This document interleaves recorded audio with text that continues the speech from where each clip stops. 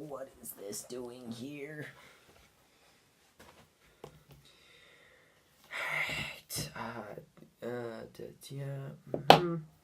Bone saw, flesh boiler, tooth puller, the infinity gauntlet. Alright, whoopsie, that jiggled the camera an awful lot. Hey guys, Ben here, and welcome to a slightly different kind of video. So, first of all, jiggly face cam because it's on my table, which is not so steady, but it has to be because this is a different camera. I've been having a lot of camera problems, but that's not the point of this. So, tomorrow is Mother's Day, and I have something to make for my mother. That's a little bit abstract. So she kind of likes, well, she really likes handmade stuff, and she likes, stuff that has, like, meaning to it, especially in abstract ways. So, what I did, and this was off video because that's really easy to do, was I made this little sitting person, and it's not very detailed on purpose because the detail is supposed to be in the part that I'm going to be making in this video. And basically it's a little sitting guy. He's going to be holding something up, and you're going to watch us make that. So let's just set him right there on the infinity gauntlet. Alright, so the first thing I'm going to do, basically, so here's the plan. He's going to be holding a little wooden heart, okay? But not just made from plywood or something like that, because I want this to be really nice. What I have here is, this is a solid piece of wood, just like any branch you cut off a tree, of boldo, which is a plant that we have here where we are in Chile, and I cannot find another name for it anywhere. I'm pretty sure that it's just called boldo. And it smells really nice. Obviously you can't smell it, but it smells very nice. The leaves of this plant are used to make teas that really help with digestion. So, good plant to have around. It's relatively hard. It's not that hard. And it has a nice color when it's singed. And also it smells nice. So what I was going to do is I'm going to try to make the heart out of this. So we'll see how that goes. Also, I just realized that I forgot my woodworking tools, so I will grab those in a second. But it's not just going to be a wooden heart, because I'm going to be putting around the outside a thin layer of copper from this sheet of copper, which I have used a little bit, but not that much. So it's relatively new. And it's in a plastic sleeve so that it doesn't get smudgy. Right, and I don't have a wire brush in here as well. But I don't need one. That's right, I forgot I don't need one.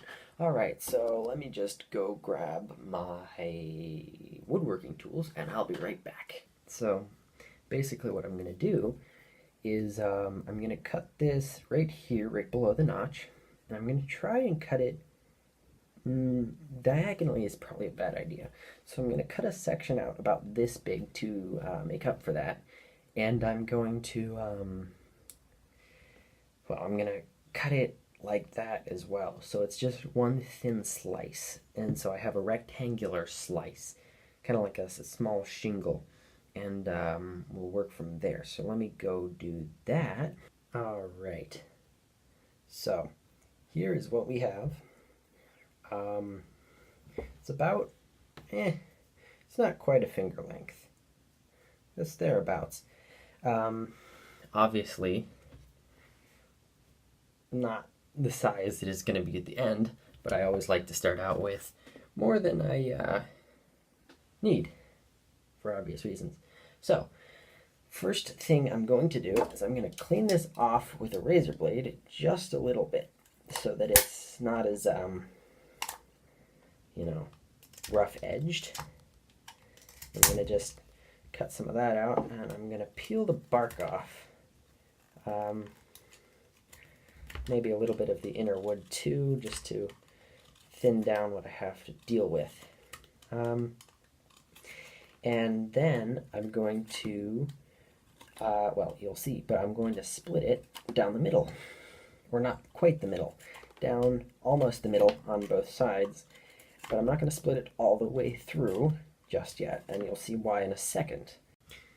All right, so once I'm done with this, as I am, well, first off, I realized that I had a mat to put under there, but I forgot to, so I'll just deal with that later. It smells really good in here. It smells like a really strong herbal tea, or maybe fruit, I don't know. But Boldo smells really good. And as you can see, right now, this is actually, I went out and cut it today, so it's kind of still wet. But if you compare the size, it's basically perfect. So I am going to now show exactly what I'm going to do with cutting it down. So I'm going to slice it, try not to get in the light here, along this line, and down the side, and along this line and down the side. And the reason I'm making that part so thick, actually, scratch that. I'm going to cut it along this line and this line. That's better. All right, so because I want a wider part. So the reason I'm making it so thick is because I want to have a lot to work with, a lot more than I need to work with. So I'm going to go ahead and grab my straight chisel and my mallet, and we're going to go and we're going to whack this thing with a chisel and a mallet. So coming right up.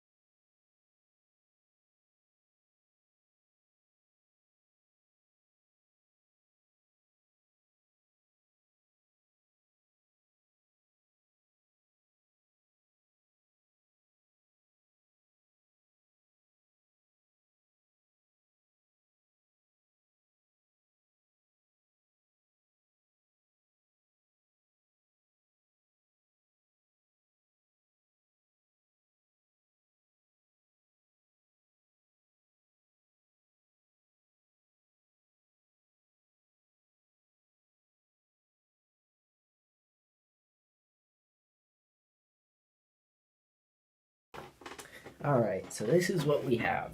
This is basically like a mini rough board.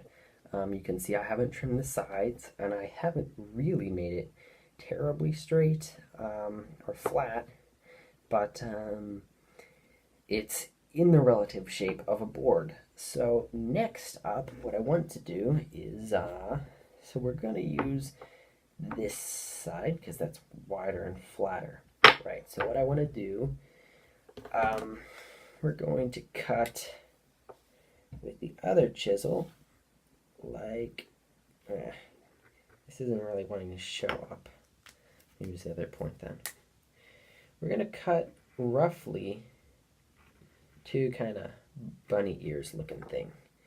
And those aren't going to be the actual bumps of the heart. They're just going to be there as a rough draft. So I'm going to just cut those in real quick and be right back. Alright, so there is the basic heart shape, and it kind of goes to the back too. So now I'm going to carve down like this. And again, I'm making the marks much larger than what the final draft will be, because I don't want to accidentally cut too far in and not be able to fix it after that and have to go and cut another piece off here and start all over again. So let's start on that then. Okay, so unfortunately we got a little bit of cracking right there, but the magic of super glue makes it all better. And we shouldn't have too much more of a problem with this if I can get the container open. So, alright. And I'm not going to smooth that glue layer off. It's not focused. I'm not going to smooth that glue layer off because it'll be easier to take off that outer stuff if it's sticking out like that. Alright, so it's already started to take effect. So I'm going to put that down for now. Make sure it doesn't get glued to the table. So next I'm going to do some finer cutting. And I'm going to taper it and make a deeper indent up here and make it thinner so it fits better. But before I do that, I have to wait for this to cure because I can't do it while it's not cured. So I'm going to put that off to the side, and I'm going to put all my chisels and knives and stuff also off to the side. Alright, copper. So this is a sheet of copper, as one might expect of a sheet of copper. It's very thin. I do not want to use thick gauge copper for this because I don't need to, and it's more expensive to do that. Unfortunately, I could not find my copper cutters, so I am here using wire cutters. However, because it is so thin, you can kind of get away with using copper cutters. And basically, we're going to cut a really long strip, or wire cutters rather, pardon me, I can't even talk. We're going to cut a long strip, kind of rough, like this, and we're going to cut it all the way down to the end there, and see what we get when we get that. Alright, so there we have it.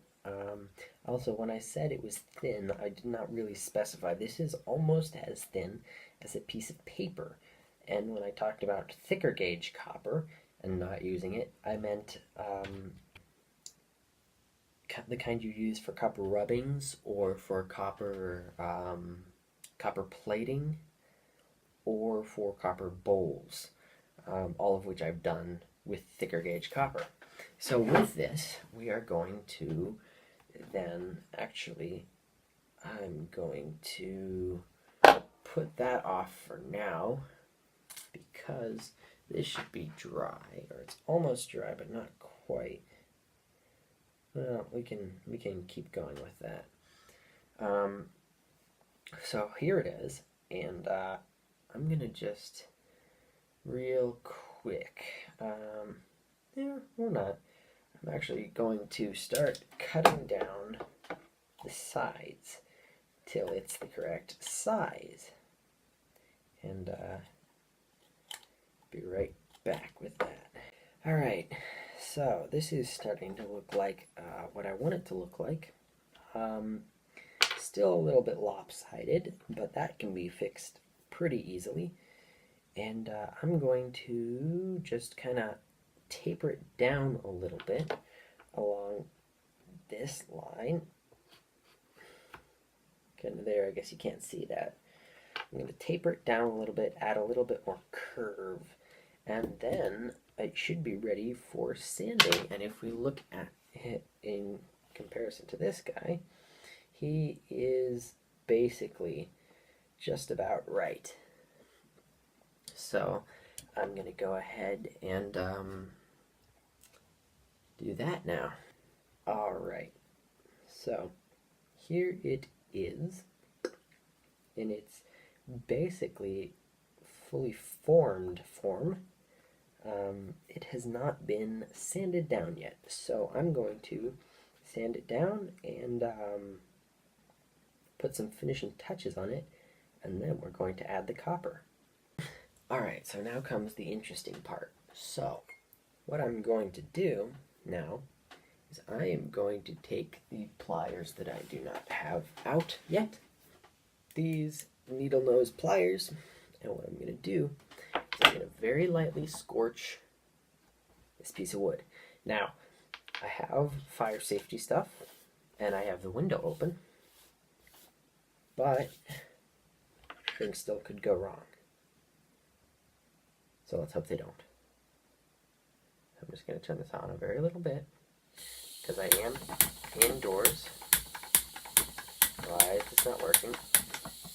Okay, well, let's turn that off for a second. Let me just...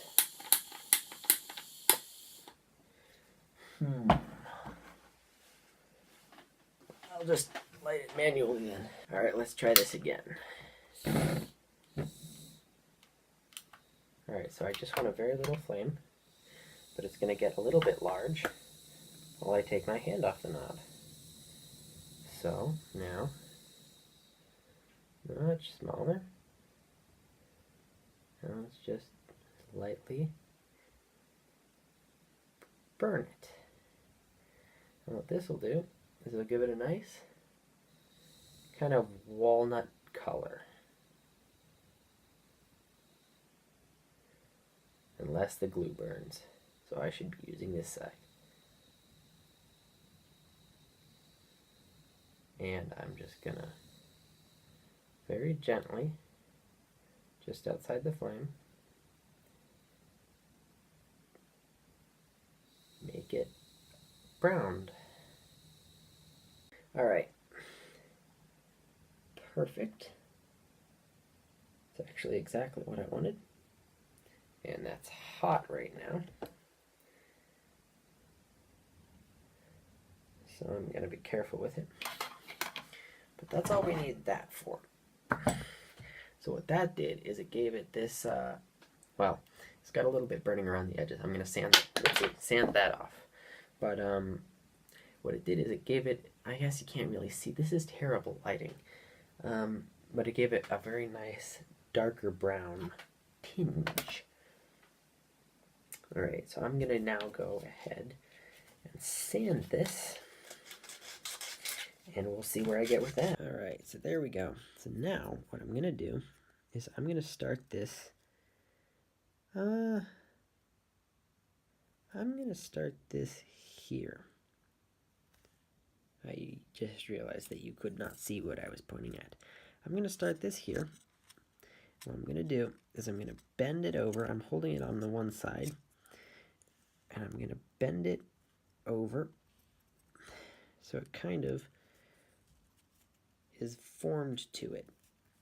And then I'm going to form it to it all the way around. So what this is doing is now creating kind of a heart shape in the copper. I need to raise this up a bit. It's a little bit too low down. There we go. Actually, let me just, all right, there we go. So, once that is to there, I'm going to bend it like that. All right, so now what I'm going to do is I'm going to go through and I'm going to form all this right here to the wood. And I'll be right back when that's done. All right, so there it is in all of its semi-finished glory. So it is mostly attached now. So next I am going to go over it with a Dremel. And I'm gonna polish off and sand down, and also a little bit of a ball peen hammer to flatten out these a little bit. And yeah, so I'll get to that next. Alright, so here's what we end up with. And this is just still a rough draft, but it's certainly starting to look much better. So next, I'm going to remove all of these sharp points and kind of jagged edges with a Dremel, which I am going to use a sanding bit with a, I don't remember what the grit on this is, but it's, I'd call that probably about 100, 120. And yeah, so we'll just get right to that.